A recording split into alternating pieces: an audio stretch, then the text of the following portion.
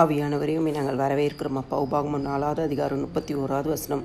உன் தேவனாகிய கர்த்தர் இரக்கமுள்ள தேவனாய் இருக்கிறபடியால் அவர் உன்னை கைவிடவும் மாட்டார், உன்னை அழிக்கவும் மாட்டார்.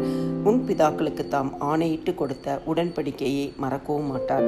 கிறிஸ்துக்குள் பிரியமான தேவ ஜனமே, அதிகாலையில் தேவ சமூகத்துக்கு வந்து தேவனை தேடுகிற உங்களுக்கு ஆண்டவர் சொல்கிறார், உன்னை கைவிடவும் மாட்டேன், உன்னை மறக்கவும் மாட்டேன், உங்களை கைவிடவும் மாட்டேன், உங்களை மறக்கவும் மாட்டேன் என்று வாக்கு பண்ணுகிறார். ஆம் தேவ ஜனமே, ஆண்டவருடைய சமூகத்துக்கு வந்திருக்க உங்களுக்கு ஏதோ ஒரு காரியத்துக்காக தேவ சமூகத்தில் செபித்து கொண்டு தேவனை நோக்கி பார்த்து கொண்டு இருக்கலாம். ஆண்டவர் சொல்கிறார், உங்களை நான் கைவிடவே மாட்டேன், நிச்சயமாகவே உங்களுக்கு நான் அற்புதங்களை செய்வேன், உங்களுடைய எல்லா விண்ணப்பங்களையும் நான் மறக்க மாட்டேன், உடன்படிக்கையை மறக்க மாட்டேன், நீங்கள் என்கிட்ட செஞ்சிருக்க ஜெபத்தை மறக்க மாட்டேன், உங்கள் ஜெபங்களுக்கும் விண்ணப்பங்களும் கண்டிப்பாக நான் பதில் தருவேன் என்று சொல்லி கர்த்தர் சொல்கிறார். நம்மை நினைத்திருக்கிற தேவன் நம்மை நிச்சயமாக ஆசீர்வதிப்பார். ஆமென்.